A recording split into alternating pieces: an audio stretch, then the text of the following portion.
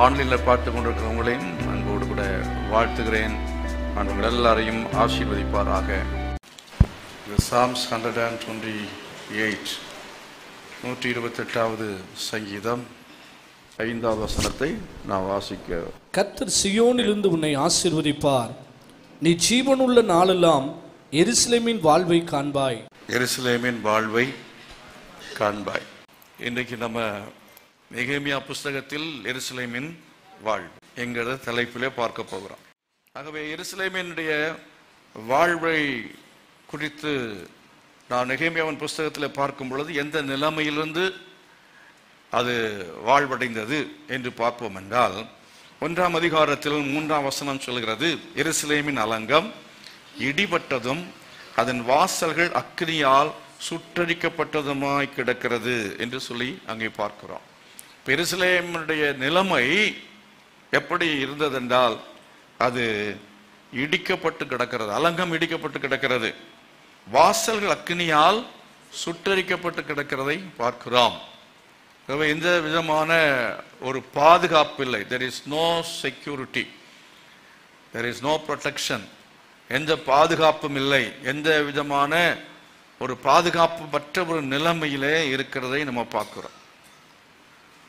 அதாவது நம்முடைய வாழ்க்கையில ஆண்டவர் நமக்கு அவர் பாதுகாப்பாக இருக்கிறவர்.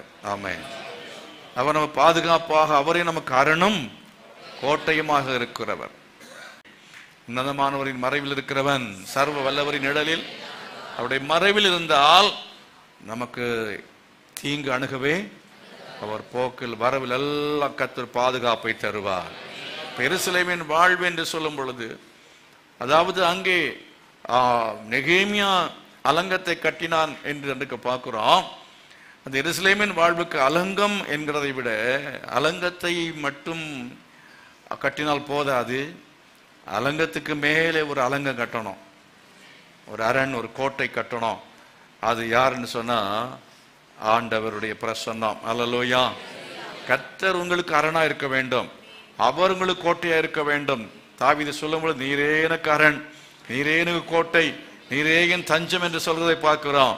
ஆகவே நமக்கு அரணாக ஒருவேளை கோட்டையாக, நமக்கு ஒருவேளை அலங்கமாக, வாசலாக ஒருவேளை உங்களுடைய உறவினர்கள் இருக்கலாம், உங்க சகோதரன் உங்களுக்கு அப்படி இருக்கலாம், உங்களுக்கு யார் யாரோ இருக்கலாம். இந்த உலகத்தில் எதுவுமே உங்களுக்கு என்ன இல்லைன்னா பாதுகாப்பை தரவே தராது, எதுவுமே பாதுகாப்பை தராது. நீங்க 1 கோடிக்கு இன்சூரன்ஸ் போட்டாலும் அது உங்களுக்கு பாதுகாப்பு இல்லவே இல்லை. 1 கோடிக்கு இன்சூரன்ஸ் போட்டால் ஹெல்த் இன்சூரன்ஸ் உங்களுடைய ஆரோக்கியத்துக்கு அது பாதுகாப்பை கொடுக்குமா? கொடுக்காது. ஆரோக்கியத்துக்கு அது என்ன செய்யாது? பாதுகாப்பை கொடுப்பதில்லை.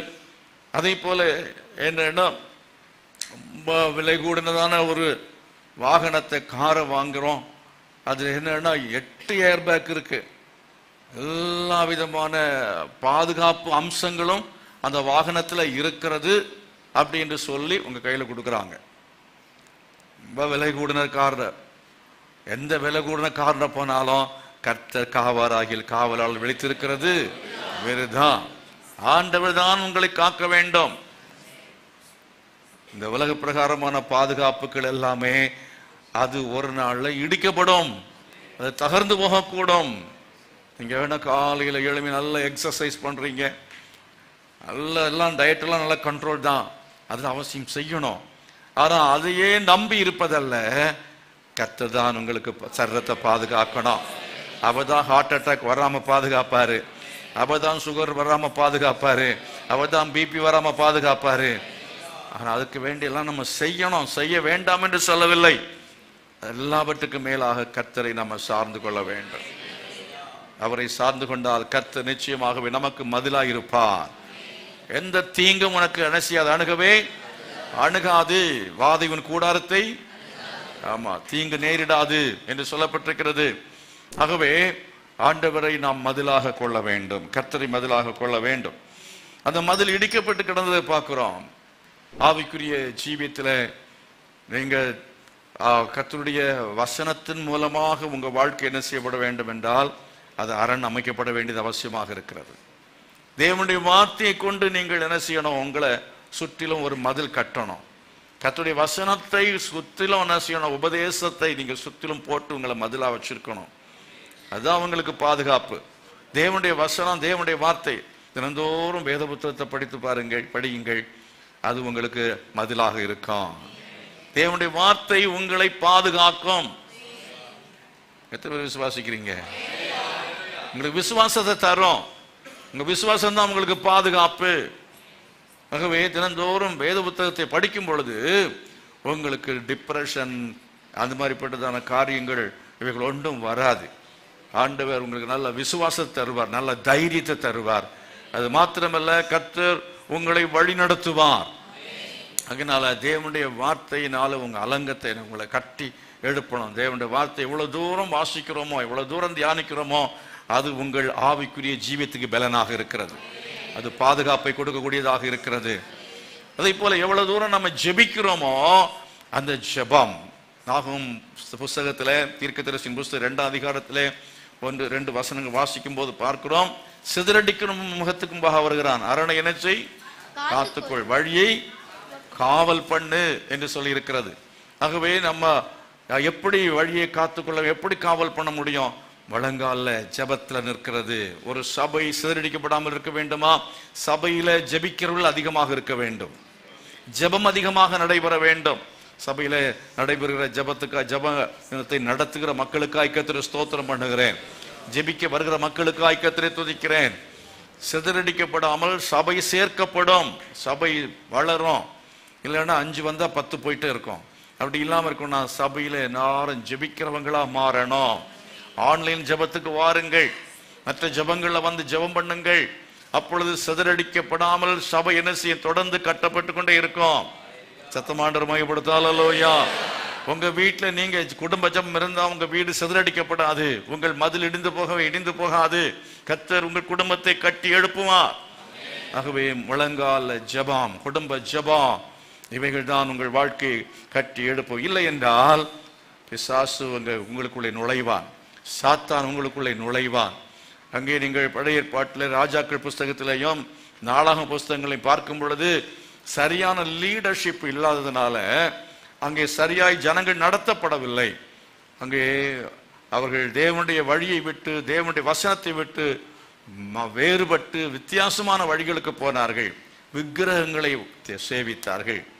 மற்ற தேவனுடைய வார்த்தைக்கு புறம்பாக மற்ற தெய்வங்கள் சொல்லுகிற காரியங்கள், மற்ற புறஜாதிகள் கை கொள்ளுகிற காரியங்கள், மூட நம்பிக்கையான காரியங்கள், விக்கிரகத்த காரியங்கள், இவைகளை அவர்கள் பின்பற்றி போன போது அவர்கள் எல்லாருமே சிதறடிக்கப்பட்டு போனார்கள். சுட்டரிக்கப்பட்டது காரணம் தான் பின்மாற்றம், தி பேக் ஸ்லைடிங்.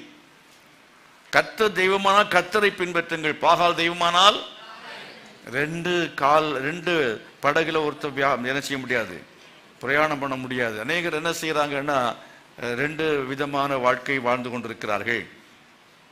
கல்யாணம் வர்ற சமயத்துல ஊர்காரெல்லாம் வருவான், வந்து என்ன செய்வான்? அதை பண்ணணும், இதை பண்ணணும் அப்படின்னு நிறைய சொல்லுவாங்க.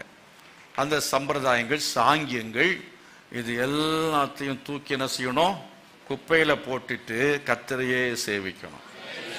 அந்த பழைய கலாச்சாரம், பழைய மூட நம்பிக்கை, அந்த இதில் சொல்லியிருக்கு, இந்த இதில் சொல்லியிருக்கு அப்படின்னு சொல்ல அந்த காரியங்கள் எல்லாத்தையும் நம்ம ஏற்றுக்கொள்ளக்கூடாது. வைராக்கியமா நின்றோம் என்றால் அதுதான் மோரியா மலை. அல்லேலூயா. யார்கிட்டையும் கேட்கல, அவன் கொண்டு போய் குழந்தை என்ன செய்தான்? பலியிடும்படி கொண்டு போனது போல நாம் என்ன செய்ய? வைராக்கியமா இருக்க வேண்டும். இப்படி இருந்தோம் என்றால் கர்த்தர் நிச்சயமா என்ன செய்வார்? உங்களை அவர் கட்டி எழுப்புவார். ஆமென். உங்களை தேவன் ஆசீர்வதிப்பார். அதனால நாம பின்மாற்றத்துக்கு இடம் கொடுக்கவே கூடாது. பின்மாற்றத்துக்கு இடம் கொடுக்கவே கூடாது. பின்மாற்றம் சொன்னால் என்ன? ஒரு காலத்துல நல்ல ஜெபம் பண்ணோம், இப்ப ஜெபம் இல்லை. ஒரு காலத்துல நல்ல பைபிள் படிச்சோம், இப்ப பைபிள் படிக்கிறது இல்லை. ஒரு காலத்துல ஒழுங்கா ஆராதனைக்கு வந்தோம், இப்ப இல்லை. ஒரு காலத்துல டைமுக்கு வந்துருவோம், இப்ப இல்லை. ஒரு காலத்துல முன்னால வந்து உட்கார்ந்து இப்ப பின்னால போயிட்டோம். இப்ப வாரத்துல ஒரு நாள் வர்றதை விட்டு இப்ப மாதத்துல ஒரு நாள் வர்றோம். இதெல்லாம் பின்மாற்றத்துக்கு அடையாளம். பின்மாற்றத்துக்கு அடையாளம். எந்தெந்த அடிப்படையில் பின்மாற்றம் வரும் அப்படிங்கிறதான் வேதம் சொல்கிறது. 2ஆம் அதிகாரத்தில் 6ஆம் வசனத்திலிருந்து 9ஆம் வசனம் வரையிலும் வாசித்து பாருங்கள். இந்த இடிந்து கிடக்கிறதான அந்த பட்டணம் எருசலேம் அது கட்டப்படுவதற்காக ஆண்டவர் என்ன செய்தார் என்றால், அங்கே நெகேமியா அவன் ஜெபிக்கிறான். நெகேமியா அவன் ஜெபம் பண்ணுகிறான். அவன் ஜெபிக்கும் பொழுது கர்த்தர் என்ன செய்தார் என்றால், ராஜாவாகிய அர்த்தசஷ்டா ராஜா மூலமாக அவர் கிரியை செய்தார். அர்த்தசஷ்டா ராஜாவினுடைய தயவு கிடைத்தது. அவனை அந்த எருசலேம் அலங்கத்தை கட்டுவதற்காக ராஜா என்ன செய்தான், அவன் விடுமுறை கொடுத்து அனுப்புகிறான். எருசலேம் அந்த நகரத்திற்கு அவனை அதிபதியாக அங்கே என்ன செய்கிறான், அனுப்பி வைக்கிறான்.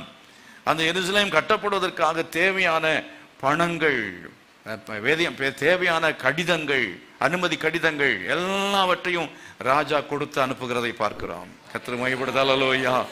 ஆகவே எருசலேமின் வாழ்வு என்று சொல்லும் பொழுது உங்கள் வாழ்க்கையை கட்டும்படியாக, உங்கள் வாழ்க்கையை தேவன் உங்கள் ஆவிக்குரிய ஜீவன் கட்டப்படும்படியாக, உங்களுடைய குடும்ப வாழ்க்கை கட்டப்படும்படியாக, உங்களுடைய சபையின் அனுபவங்களிலே நீங்கள் கட்டப்பட்டு வாழ்வதற்காக, எல்லா நிலைமைகளிலேயும் உங்கள் வாழ்க்கை முன்னேறுவதற்காக, முன்னேற்றத்திற்கான காரியங்களிலே கர்த்தர் ராஜாக்களின் தயவை கட்டளையிடுவார். அதிகாரிகளின் தயவை கர்த்தர் கட்டளையிடுவார். ராஜாக்கள் அதிகாரியுடைய தயவு உங்களுடைய வாழ்க்கையில கிடைக்கும். அதுதான் என்ன, எருசலேமின் வாழ்வு. 2ஆம் அதிகாரம் 18ஆம் வசனத்தில் வாசித்து பாருங்கள். அங்கே சொல்லப்பட்டிருக்கிறது, எருசலேமின் அலங்கத்தை கட்டும்படி அவள் தங்கள் கைகளை திடப்படுத்தினார்கள். அந்த வேலையை செய்வதற்காக எருசலேமில் இடிந்து கிடக்கிற பட்டணத்தில் இருந்ததான ஜனங்கள் கை கொடுத்தார்கள். அவர்கள் என்ன செய்தால், கைகளை திடப்படுத்தினார்கள். they cooperated. அவங்க என்ன செஞ்சாங்கன்னா ஒத்துழைத்தார்கள், ஒத்துழைப்பு கொடுத்தாங்க. அப்போ அவங்க வீட்டில் நீங்கள் ஒரு நல்ல காரியத்தை செய்யும் போது புருஷன் சொல்லும் போது மனைவி அடைஞ்சுதான் இப்பா ஒத்துழைக்க மாட்டா இல்லையா? அது மாதிரி மனைவி வீட்டை சுத்தமாக வச்சுருப்பா, ஆனால் புருஷன் ஒத்துழைக்க மாட்டான். அவன் கண்ட இடத்துல கண்டதை போடுவான். மனைவிக்கு கோபமாக வரும், என்னையா இந்த வீடு நான் என்ன பண்ணட்டும் அப்படிங்கிறது. ஒரு சின்ன உதாரணம் சொன்னேன். அது சில காரியங்களுக்கு பிள்ளைங்க ஒத்துழைப்பு கொடுக்க மாட்டாங்க.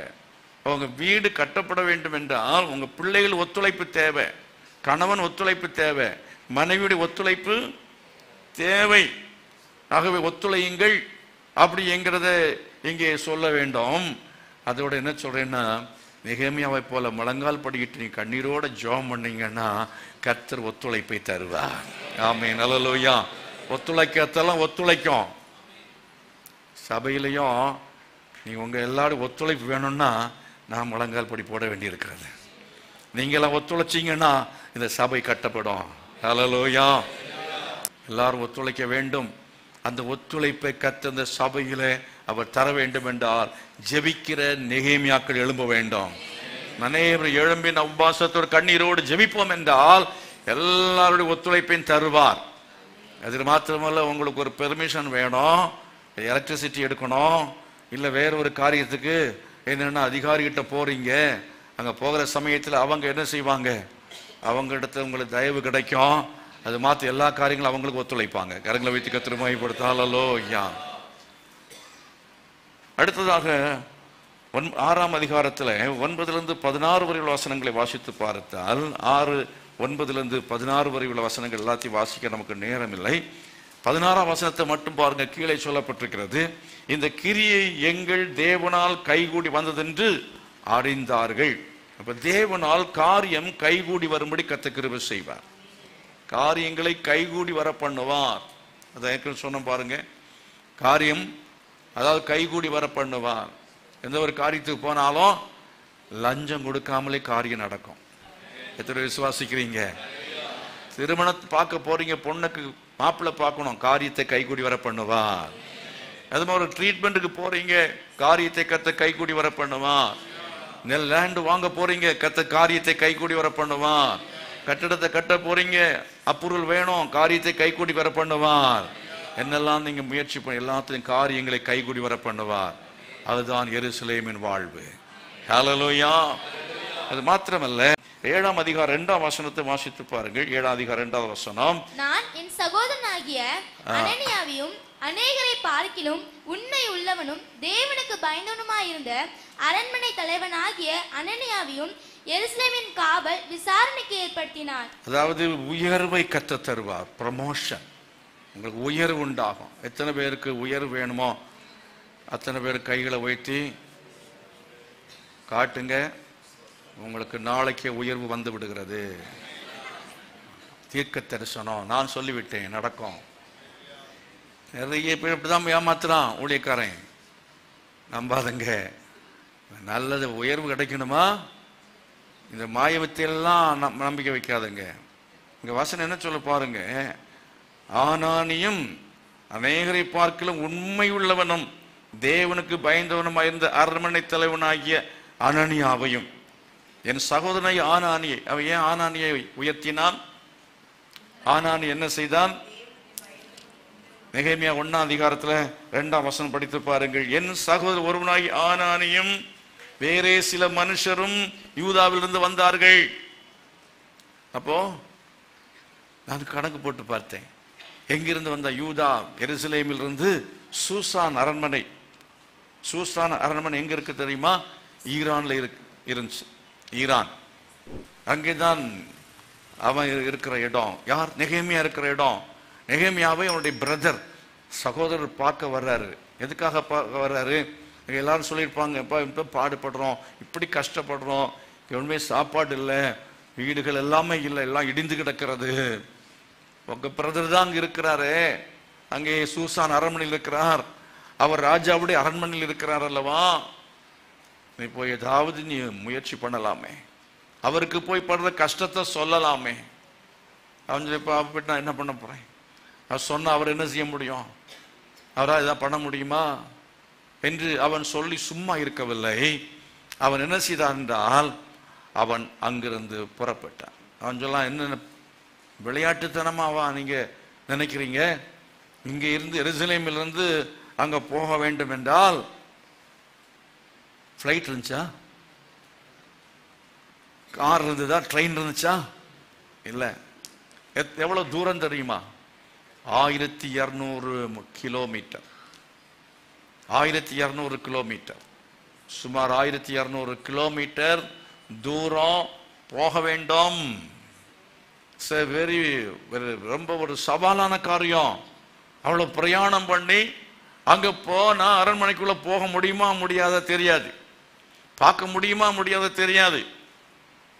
போன் பண்ணிட்டு பிரதர் நான் வர்றேன் அப்படின்னு சொல்ல முடியுமா? கடித போக்குவரத்துக்கு வழி இல்லை, போனுக்கு வழி இல்லை. நான் சொல்றேன், எங்களுக்கு தேவை புரியுது. இவ்வளவு ரிஸ்க் இருக்கு, இவ்வளவு பிரச்சனை இருக்கு. சோர்ந்து போய் நம்பிக்கை இல்லாமல் அவன் அங்கே உட்கார்ந்து இருக்கவில்லை. அவன் என்ன செய்தான்? ஏதாவது ஒன்று நடக்கும், ஏதாவது ஒன்று நடக்கும், நம்ம போய் என்ன செய்வோம், நம்ம பிரதர்கிட்ட சொல்லுவோம், அங்க போகிறதுக்கு ஆண்டவர் ஏதோ ஒரு வழியை திறப்பான்.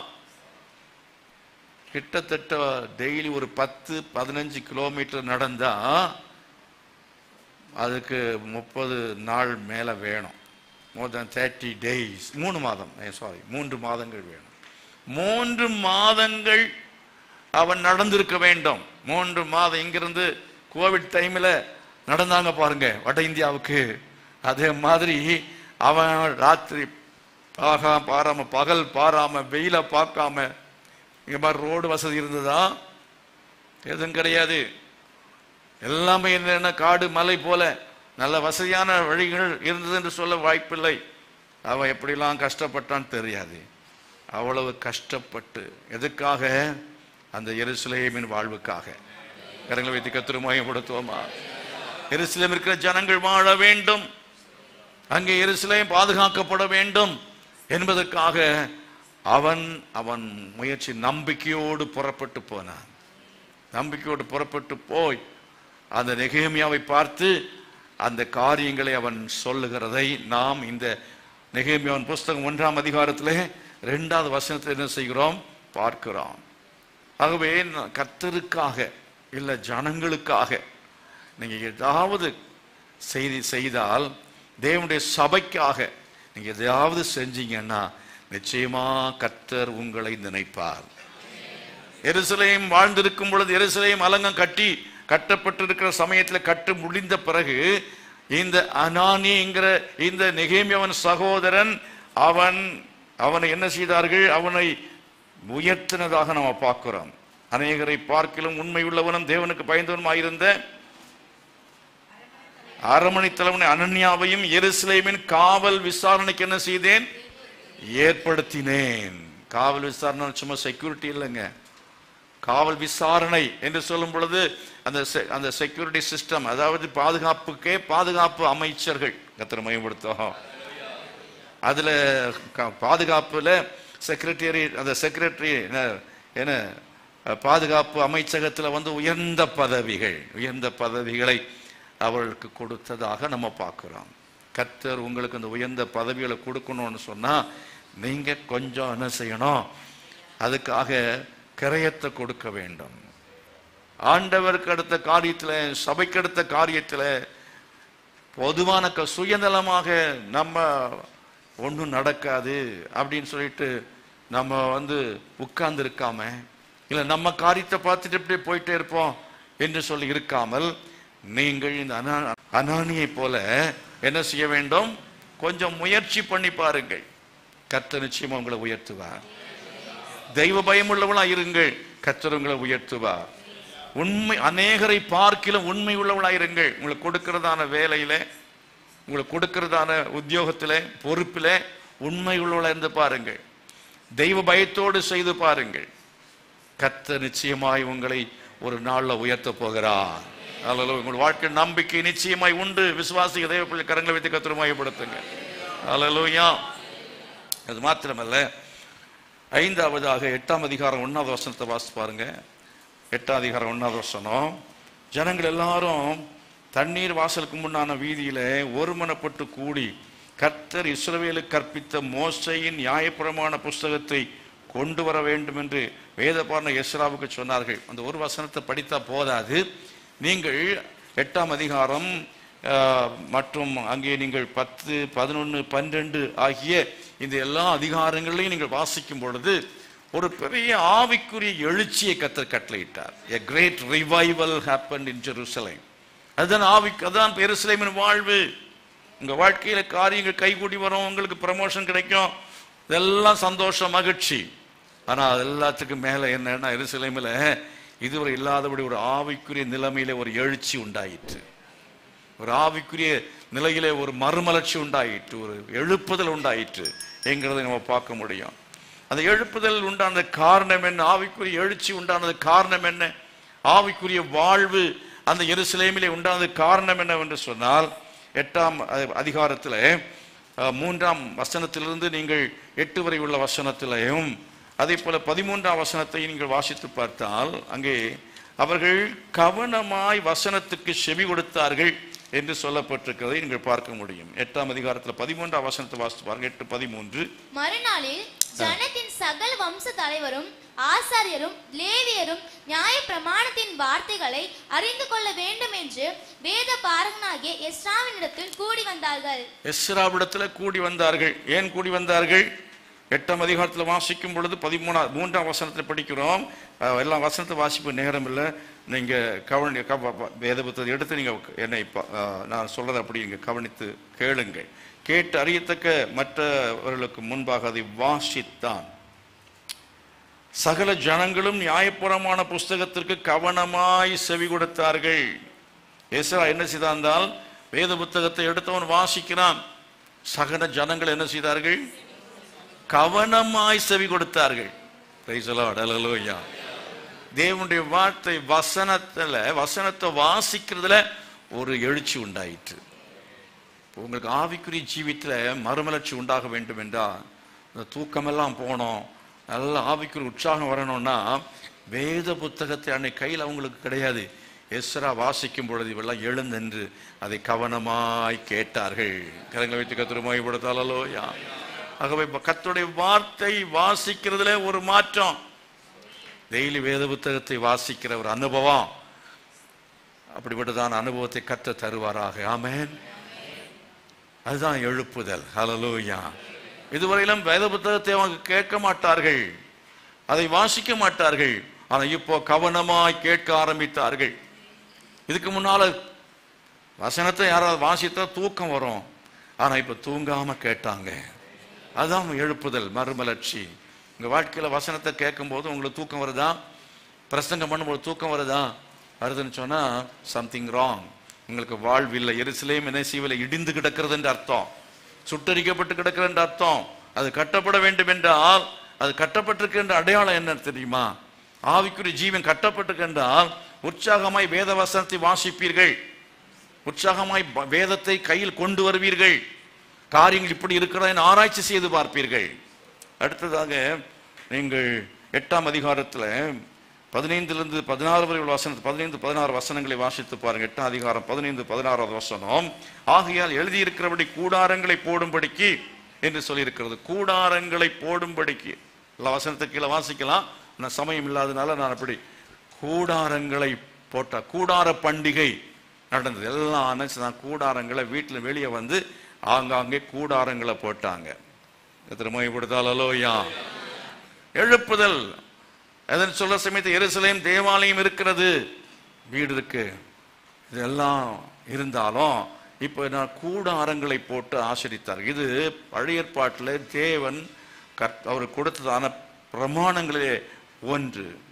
பண்டிகைகளிலே ஒரு பண்டிகையாக கூடார பண்டிகை என்ன செய்ய வேண்டும்? ஆசரிக்க வேண்டும். நீங்க வேதத்தை வாசித்தால் போதாது, என்ன செய்ய வேண்டும்? ஒவ்வொரு வீட்லையும் என்ன செய்யணும்? ஜெபக்குழு நடத்தணும். ஒவ்வொரு வீட்லையும், உங்க வீடுகள் எல்லாம் ஜெபக்குழுக்கள், வீடுகள் தோறும் சபைகள், ஒவ்வொரு வீடும் ஒரு சபையா மாறணும். அதுதான் கூடாரம் பண்டிகை. அல்லேலூயா. ஒவ்வொரு வீடுகளையும் ஜெபக்குழுக்கள் ஆரம்பிக்கணும். 5 பேர். எருசலேம் தேவாலயத்தில் நிறைய பேர் கூடலாம், ஆனா கூடாரத்துல அவங்க வீட்டில் உள்ள கொஞ்சம் பேர். ஆகவே உங்க சுற்றிலும் இருக்கிற ஜனங்களை சேர்த்து 5 பேர் 10 பேர், இல்ல ஆன்லைன்ல, இல்ல நீங்க நேரடியாக அதை செய்யுங்கள். அதுதான் என்னன்னா கர்த்தர் எதிர்பார்க்கிறதான பண்டிகை. கரங்களை வைத்து கர்த்தரை மகிமைப்படுத்துவா. ஹல்லேலூயா. புதிய ஏற்பாட்டு காலத்தில் கூடார பண்டிகை என்று சொல்லும் பொழுது தேவனுடைய சபையிலே ஞாயிற்றுக்கிழமை மட்டும் வந்தால் போதாது. இங்க என்ன சொல்லப்பட்டிருக்கு பாருங்க, 7 நாட்கள் கூடார பண்டிகை, 8ஆம் நாள்ல விசேஷித்த ஆசரிப்பு. 18ஆம் வசனம் சொல்லப்பட்டிருக்கிறது. 7 நாள் பண்டிகை ஆசரித்தார்கள். 8ஆம் நாளிலோவெனில் முறையின்படி விசேஷித்த ஆசரிப்பு நாளா இருந்தது. 8ஆம் நாள சபைக்கு வந்துடணும். கடைசி நாள் என்ன செய்யணும்? ஞாயிற்றுக்கிழமை சபைக்கு வரணும். மீதி நாட்கள்லாம் என்ன செய்யணும்? வீடுகளில் நீங்க என்ன செய்யணும்? ஜெபங்கள் நடத்தணும். நீங்கள் ஜெபங்கள் நடத்தணும். நீங்க புறப்பட்டு போ, என்ன செய்யணும்? மலைகள் அங்கங்கெல்லாம் சேகரிக்க வேண்டும். அதைத்தான் நாங்கள் மேலே படிக்கிறீங்க.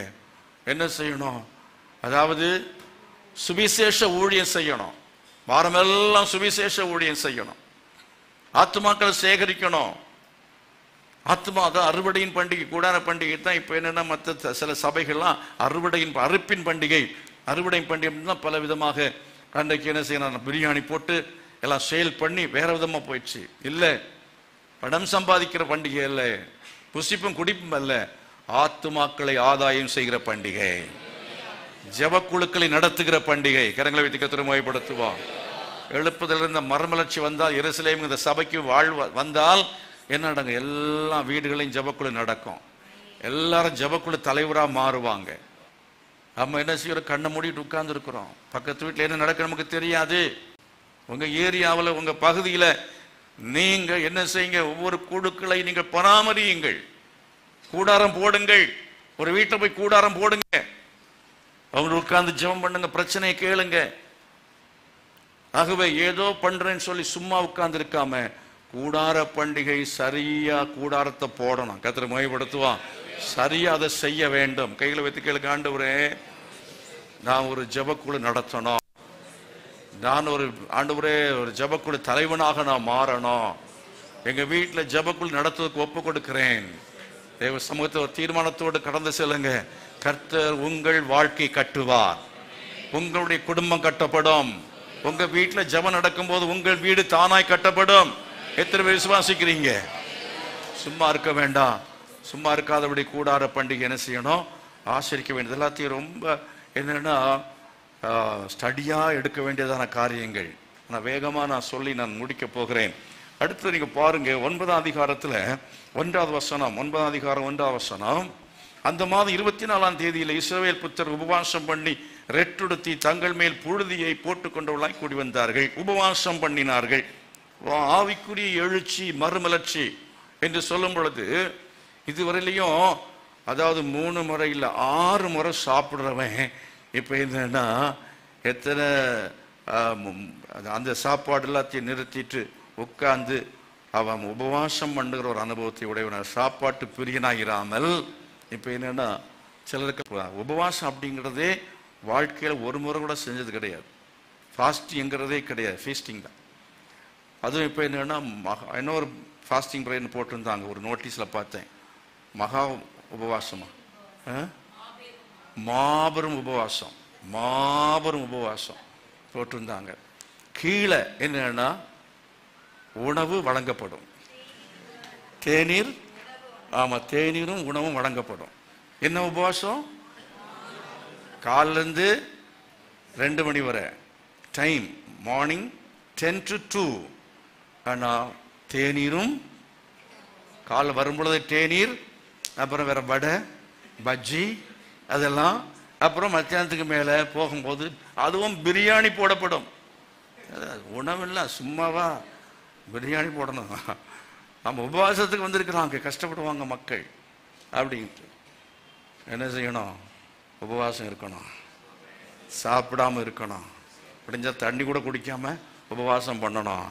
அப்படிப்பட்ட அனுபவம் நம்முடைய சபைக்கு வரணும், குடும்பங்களுக்கு வரணும். அதுதான் எருசலேமின் வாழ்வு. ஹல்லேலூயா. இதுதான் எழுப்புதல். இது செஞ்சீங்கன்னா உங்க வாழ்க்கையிலும் பெரிய காரியங்களை கர்த்தர் செய்வார். உங்க வாழ்க்கையிலையும் கர்த்தர் நிச்சயமாக எருசலேம் என்ன செய்வார்? வாழ்வை கர்த்தர் தருவார். இன்னைக்கு ஏன் பஞ்சம், பசி, பிரச்சனைகள், மந்திரவாதம், பில்லி சூனியம், என்னென்னவோ இதெல்லாம் கர்த்தர் மாற்றுவார். எல்லா போராட்டமும் நீங்கும். தேவன் பெரிய காரியங்களை அவர் செய்வார். சன்பல்லாத்து ஒழிஞ்சு போவான், தோபியா போயிடுவான், ஆமான் அகன்று போவான். கர்த்தர் பெரிய காரியங்களை செய்வார். எத்தனை பேர் விசுவாசிங்க? தேசமே பயப்படாத மகிழ்ந்து களி ஒரு கர்த்தர். அம்மா ஏத்தவ வீட்டுக்கார மந்திரவாதம் பண்ண ஒன்னும் பலிக்கவே பலிக்காது. சுற்றிலும் கர்த்தர் இளைப்பாறுதலை கட்டளையிடுவார். ஹல்லேலூயா. அடுத்தது பாருங்க 9ஆம் அதிகாரத்துல 38ஆம் வசனம், 9:38. அங்க என்ன சொல்லப்பட்டிருக்கிறது? இப்படி இருக்கிறபடியால் நாங்கள் உறுதியான உடன்படிக்கை பண்ணோம். Strong covenant, make a strong decision, make a strong covenant. நல்ல ஒரு உடன்படிக்கை பண்ணணும். சரியா ஆண்டவரோட ஒரு உறுதியான உடன்படிக்கை. இப்ப என்ன உடன்படிக்கை அப்படிங்கிறத நீங்க பார்க்கிற சமயத்துல பல காரியங்களை தீர்மானித்தார்கள். இனி நாங்க அப்படி செய்ய மாட்டோம், இப்படி செய்ய மாட்டோம். எங்க ராஜாக்கள் காலத்துல இப்படி எல்லாம் செய்ததுனால இப்படி எருசலேம் அழிக்கப்பட்டது, பாழாக்கப்பட்டு விட்டது. இந்த நிலைமைக்கு காரணம் என்ன? இந்த பிரச்சனைக்கு காரணம் என்ன? இந்த தீமை வர காரணம் என்ன? இந்த நஷ்டம் வர காரணம் என்ன? இதெல்லாம் ஏற்பட்டதுக்கான காரணங்கள் எங்க பின்மாற்றம். நாங்க அதை செய்யாம போனோம், இதை செய்யாம போனோம், இப்படி செய்யாம போனோம். ஆகவே இனிமே நான் எல்லாவற்றையும் கை கொள்ளுவோம், எல்லாவற்றையும் சரியாக நாங்கள் கை கொள்ள உறுதியான தீர்மானம் எடுத்தார்கள். எதெல்லாம் உறுதியான தீர்மானம்?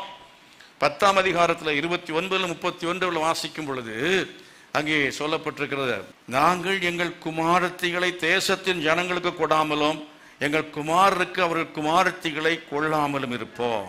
முதல்ல என்ன? மேரேஜ், திருமணம் பண்ணும் பொழுது நாங்கள் என்ன மாட்டோம்? நாங்கள் பெந்தைக்கோசைக்காரங்க தான் கல்யாணம் பண்ணுவோம். அதை ரட்சிக்கப்பட்டிருக்கிற பார்த்து தான் கல்யாணம் பண்ணுவோம். ரட்சிக்கப்படாத மாப்பிள்ளைக்கு கொடுக்க மாட்டோம், ரட்சிக்கப்படாத பொண்ணு என்ன செய்ய மாட்டோம்? எடுக்க மாட்டோம். நாங்கள் பெந்தைக்கோஸ்தைக்காரங்க பெந்தைக்கோஸ்தை சபையில் வச்சு தான் கல்யாணம் நடத்துவோம். பெந்தைக்கோஸ்தை மாப்பிள்ளையை தான் கல்யாணம் பண்ணுவோம். எத்தனை பேருடைய உறுதியான தீர்மானம் எடுக்கிறீங்க? தீர்மானம் எடுக்கிறாங்க, நல்லா கை வைத்து காட்டுங்க. பிள்ளைங்க கை வைத்துங்க. நாங்கள் வேற மாப்பிள்ளை கை கழுத்து கொடுக்க மாட்டோம். கல்யாணம் ஆகாட்டாலும் பரவாயில்ல, நாங்கள் வேற என்ன செய்ய மாட்டோம். என்ன? நாங்கள் எங்கள் குமார்த்திகளை தேசத்தின் ஜனங்களுக்கு என் குமாரருக்கு அவள் குமார்த்திகளை கொள்ளாமலும் இருப்போம். சமயம் இல்லை, அதை பற்றி நிறைய பேசணும். நீங்க தெரிந்து கொள்ள வேண்டிய விஷயங்கள், அதை பற்றி ஒரு நாள் முழுசும் பேசலாம், ஒரு ஆராதனை முழுசும் பேசலாம். நீங்க 10ஆம் அதிகாரம் 31ஆம் வசனத்தை வாசிப்பா. 10:31 வாசித்து பாருங்க. தேசத்தின் ஜனங்கள் ஓய்வு நாளிலே சரக்குகளையும் எந்தவித தானிய தவசத்தையும் விற்கிறதற்கு கொண்டு வந்தால் அதை ஓய்வு நாளும் பரிசுத்த நாட்களும் அதை கொள்ளாமல் இருப்பதை நாங்கள் விலைக்கு வாங்க மாட்டோம். ஓய்வு நாள் பரிசுத்தமாய் ஆசரிக்க நினைப்பாயாக. ஞாயிற்றுக்கிழமையில் என்ன வந்தாலும் நாங்கள் கல்யாண வீட்டுக்கு போக மாட்டோம், நாங்கள் சடங்கு வீட்டுக்கு போக மாட்டோம், நாங்கள் என்ன செய்ய மாட்டோம், தேவையில்லாமல் அங்கங்கே போகவே மாட்டோம். ஞாயிற்றுக்கிழமை கடையை திறந்து வச்சுட்டு இருக்க மாட்டோம். ஞாயிற்றுக்கிழமையிலே நாங்கள் வீட்டில் படுத்து தூங்க மாட்டோம். ஞாயிற்றுக்கு ஓய்வு நாளை பரிசுத்தமாய் ஆசரிக்க தீர்மானிக்கிறோம். எத்தனை பேர் தீர்மானிக்கிறீங்க? அதுதாங்க எழுப்புதல், அதுதான் மறுமலர்ச்சி. ஆவிக்கிற நிலைமையில நீங்கள் எருசலேமின் வாழ்வு உங்களுக்குள்ளே வந்ததுக்கு அடையாளம் என்னன்னா, இந்த விதமாக நீங்கள் ஞாயிற்றுக்கிழமையிலே தவறாமல் கர்த்தரை ஆராதனை செய்வீர்கள். ஞாயிற்றுக்கிழமையிலே நீங்கள் தவறாதபடி ஆராதனை செய்வீர்கள். அது மட்டுமல்ல, 10ஆம் அதிகாரத்தில் 31ஆம் வசனத்தை வாசித்து 10:31 வாசிக்கும் பொழுது அங்கே சொல்லப்பட்டிருக்கிறது, நாங்கள் 7ஆம் வருஷத்தை விடுதலை வருஷமாக்கி சகல கடன்களையும் விட்டு விடுவோம், இரக்கம் செய்வோம். சபையில் இருக்கிறவங்களுக்கெல்லாம் கொஞ்சம் இரக்கம் செய்வோம். நாங்கள் நம்ம செய்ய வேண்டிய பெரிய இரக்கம்னு தெரியுமா? ஒரு நரகத்துக்கு போகாமல் இருக்கிறதுக்கு சுவிசேஷன் சொல்றதான் பெரிய இரக்கமாக இருக்கிறது. கரங்களை வைத்து கர்த்தரை மகிமைப்படுத்துங்க. ஹல்லேலூயா. அந்த விதமாக நாங்கள் இரக்கம் செய்யணும். ஆண்டவரே, பக்கத்து வீட்டுக்காரன் அவன் நரகத்துக்கு போயிடக்கூடாது, அவனுக்கு போய் சுவிசேஷம் சொல்லணும், இயேசுவை சொல்லணும். அது மாத்திரமல்ல, வேறு எந்த விதத்திலாம் நன்மை செய்ய முடியுமோ மாமியார் கொஞ்சம் இரக்கம் பண்ணுங்க. அதே மாதிரி மாமியார்கள் மருமகளை கொஞ்சம் இரக்கம் பண்ணுங்க. அப்படி நம்ம எந்தெந்த இடத்துலாம் எப்படியெல்லாம் இரக்கம் செய்யணுமோ அந்த இரக்கம் செய்யணும். ஸ்தோத்திரம். ஹல்லேலூயா. இரக்கம் செய்கிற பாக்கியவான் அவர்கள் என்ன செய்வார்கள்? இரக்கம் பெறுவார்கள் என்று சொல்லி இருக்கிறது. 10ஆம் அதிகாரத்தில் 32 33 வசனங்களை படிக்கும் பொழுது அங்கே சொல்லப்பட்ட வசனத்தை படிங்க பார்க்கலாம். 10ஆம் அதிகாரம் 32. நாங்கள் எங்கள் தேவனுடைய ஆலயத்தின் ஆராதனைக்காக இவ்விதமாய் நாங்கள் எங்கள் தேவனுடைய ஆலயத்தை பராமரியாமல் விடுதல் என்று திட்டம் பண்ணி கொண்டோம். எப்படியெல்லாம் தசமபாகத்தை கொடுப்போம், 35 முதற் பலன்களை கொடுப்போம், முதற்கனிகளை கொண்டு வந்து செலுத்துவோம், இன்னும் என்னென்ன தேவைகள் இருக்கிறதோ எல்லாவற்றையும் நாங்கள் என்ன செய்வோம், அவைகளுக்கென்று எங்கள் கைகளை திறந்து கொடுத்து தேவனுடைய ஆலயத்தை பராமரியாமல் இருக்க மாட்டோம். என்ன செய்யணும்? ஆலயத்துக்கு கொடுத்து பராமரிக்கணும். ஆலயத்தில் ஊழியம் செய்து பராமரிக்கணும். என்னெல்லாம் செய்ய முடியும் அவ்விதமாக, அதாவது தசமபாகங்களை காணிக்கையில் என்ன செய்யணும்? கொடுக்கணும். அது மட்டும் அல்ல, 12ஆம் அதிகாரத்தில் நீங்கள் 7-8 வசனம் படிக்கிற சமயத்தில் 12-7-8 வாசி பாருங்க. சல்லு, ஆமோக், இலக்கியா, எதோயா என்பவர்கள் இவன் சகோதரன் துதி செய்தலை விசாரித்தார்கள். கீழே 8ஆம் வசனம் காவல் காத்திருந்தார்கள் அப்படின்னு எல்லாம் வாசிக்கிறோம். அந்த அதிகாரம் முழுதும் எல்லாம் சொல்லப்பட்டிருக்கிறது. அங்கு இங்கு ஒன்றா வசனம் சொல்லுகிறேன். நீங்கள் வீட்டில் போய் நெகேமியாவின் புஸ்தகத்தை படித்து பாருங்கள். இந்த பிரசங்கத்தை குறிப்பை வைத்துக்கொண்டு தியானம் பண்ணுங்கள். பொறுப்புகள் எடுத்து they took responsibilities. சபையில பொறுப்பு எடுக்கணும், சபையில பொறுப்புகள் எடுத்துக்கொள்ள வேண்டும். அதே மாதிரி வீட்டில் இருந்தால் வீட்டில் பெண் குழந்தைகள், ஆண் பிள்ளைகள் வீட்டில் அப்பாவுக்கு துணையாக பொறுப்புகளை எடுக்க வேண்டும். பொறுப்பில்லாதவனாக கணவன் இருக்கக்கூடாது, மனைவி பொறுப்பில்லாத நடந்து கொள்ளக்கூடாது. விசுவாசிகள் பொறுப்புள்ளவர்களாய் சபையிலே காரியங்களை செய்ய வேண்டும். கடைசி அதிகாரத்தில் நீங்கள் வாசிக்கிற சமயத்தில் அங்கே 25ஆம் வசனம் பாருங்கள். அவர்கள் மேல் வரும் சாபத்தை கூறி அவர்கள் சிலரை அடித்து மயிரை பீத்து, இப்படி ஒரு வார்த்தையை நம்ம பார்த்ததே இல்லை பைபிள. பாஸ்ட் அப்படி செஞ்சா எப்படி இருக்கும்? பிடிச்சி மயிரை பிடிச்சி ஆமா அடி. அதுக்கு நான் இவ்வளோ பரவாயில்ல இல்லையா? நெகேமியாவை கம்பேர் பண்ண நான் இவ்வளவோ பரவாயில்ல. அப்படி கண்டிப்பான பாஸ்டா இருந்தார் யாரு? நெகேமியா. சரி இல்லாதெல்லாம் அடி மயிரை பிடிச்சி அடி சரியா அடிச்சு வெளியே அனுப்பிட்டான். நீங்க தேவையில்லை. தோபியா சிலர்லாம் சட்டி பானை எல்லாம் தூக்கி வெளியே போட்டானா அப்படிங்க சொல்லப்பட்டிருக்கு பாருங்க. அது எல்லாத்தையும் நீங்க வாசி டைம்ல நமக்கு எல்லாத்தையும் தூக்கி வீசி வெளியே அனுப்ப வேண்டிய ஆளுக்கு வெளியே அனுப்பினான். சபையை பரிசுத்தமாய் வைத்திருந்தான். கரங்களை வைத்து கர்த்தரை மகிமைப்படுத்துவோமா? எத்தனை பேர் தேவனுடைய வசனத்துக்கு ஒப்பு கொடுக்க விரும்புறீங்க? நான் சும்மா ஒரு அவுட்லைன் தான் இன்னைக்கு பேசினேன். இதை விரிவாக சொல்லணும்னா எவ்வளவோ மாதங்கள் பேச வேண்டும். இதில் இன்னும் ஒரு நிமிஷத்தில் ஒரு 10 விஷயத்தை தலைப்பை சொல்கிறேன் பாருங்க. நெகேமியாவின் எருசலேம் வாழ்வுக்கு இன்னும் செய்ய வேண்டிய காரியம், பாழாக்கப்பட்ட நிலையை உணர வேண்டும். 1 அதிகாரம் 3 வசனம் 2 அதிகாரம் 3 வசனம் சொல்லியிருக்கு. பாவத்தை உணர வேண்டும், நெகேமியா 1:6. பாத்தியம் மறுக்கப்பட வேண்டும், நெகேமியா 2:20. 4வது பாழானவைகள் கட்டப்பட வேண்டும், நெகேமியா 2:17. 5வது பாதியில் விட்டுவிடக்கூடாது, நெகேமியா 4:6. 5:15. 6வது பராமரியாமல் பாசமாயிருக்க வேண்டும், பாரமாயிராமல் பாசமாயிருக்க வேண்டும், நெகேமியா 5:15 சொல்லியிருக்கிறது. 1-19 வரையும் சொல்லியிருக்கிறது. 7வது பாதகர்களின் பாதகங்களை பகுத்து உணர வேண்டும், நெகேமியா 6:2-4 வரை. 8வது பாதுகாப்பானவைகள் செய்யப்பட வேண்டும், நெகேமியா 7:2. 9வது பாடங்களும் பாடல்களும் ஒழுங்குபடுத்தப்பட வேண்டும். கர்த்தர் மகிமைப்படுத்தால் அல்லேலூயா. பாடல்களையும் ஒழுங்குபடுத்தணும், பாட்டை ஒழுங்குபடுத்தணும், ஆராதனை ஒழுங்குபடுத்த வேண்டும். இதெல்லாம் வேத பாடல்கள் அப்படிதான் சொல்லப்பட்டிருக்கிறது. கடைசியா பாழாக்கப்படாதிருக்க 10 பாழாக்கப்படாதிருக்க உடன்படிக்கையின் பிரமாணங்கள் ஆசரிப்புகள் திட்டமிட்டு உறுதி செய்யப்பட வேண்டும், நெகேமியா 9 அதிகாரத்திலிருந்து 13 அதிகாரம் வரையிலையும். இந்த 10 விஷயங்கள் ரிப்பீட் பண்ண முடியாத நேரம் இல்லை. நீங்கள் யூடியூப்பில் திரும்ப என்ன செய்ய போட்டு கேட்டு நெகேமியாவின் புஸ்தகத்தை முழுமையாய் தியானிப்போம் என்று சொல்கிற மக்கள் மாத்திரம் கரங்களை வைத்து காட்டுங்க. தியானிப்போம், நாங்கள் இப்படி விட்டுவிட மாட்டோம், நாங்களும் இந்த எருசலேமின் வாழ்வை நான் அடைய போகிறோம் சொல்றாங்க. அப்படி எழுப்பிந்துலங்க பார்க்கலாம். ஆமென், ஹல்லேலூயா, thank you Jesus, ஹல்லேலூயா. ஆவிக்குரிய ஜீவித்தை கட்டுங்க, குடும்ப வாழ்க்கை கட்டுங்க, சபையை கட்டும், தேசத்தை கட்டுவீராக. எருசலேமின் வாழ்வு உண்டாகட்டும். எங்களை அதிகமாய் நேசிக்கிற பரலோக பிதாவே, இந்த ஆசீர்வதிக்கப்பட்ட நல்ல காலை வேளைக்காய் ஸ்தோத்திரம் ஆண்டவரே. கர்த்தாவே, எருசலேமின் வாழ்வை காண்பாய் என்று சொன்னீரே ஆண்டவரே. அதுக்கு நாங்கள் செய்ய வேண்டிய எல்லா காரியங்களையும் செய்யும்படியாக, எங்களோட வாழ்க்கை கட்டி எழுப்பும்படியாக ஒரு புதிய தீர்மானத்தில் நாங்கள் கடந்து வந்து கர்த்தாவே அதை தொடர்ந்து கடைபிடிக்கும்படியாக தேவன் எங்களுக்கு உதவி செய்ய வேண்டுமே. ஒவ்வொரு குடும்பம் கட்டப்படணும் ஆண்டவரே, சபை கட்டப்படணும் ஆண்டவரே. எல்லா குறைவுகளும் ஆவிக்குரிய வாழ்க்கையில் இருக்கிறதான எல்லா சோர்வுகளும் மாறி எழுப்புதல் உண்டாகும்படியாக தேவன் உதவி செய்ய வேண்டுமாய் ஜெபிக்கிறோம். கடந்து வந்த எல்லாரையும் ஆசீர்வதியும், புது தீர்மானத்தோடு கடந்து போக உதவி செய்யும். உம்முடைய நாமத்தை மகிமைப்படுத்தும். இயேசுவின் நாமத்தில் பிதாவே, ஆமென்.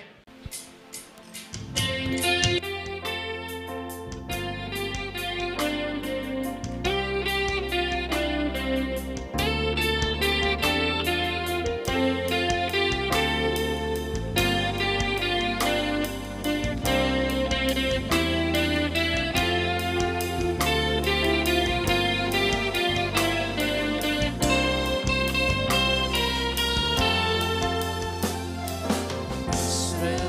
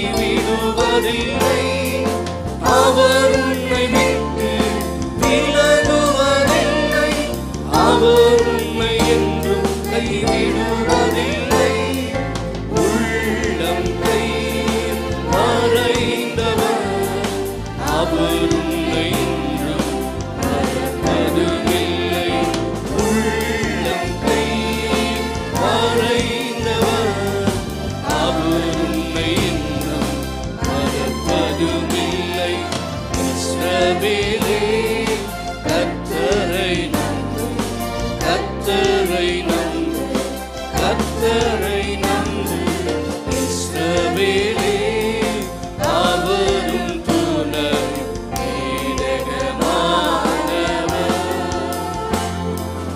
அவரும் துணையும் கேடகமானவர்.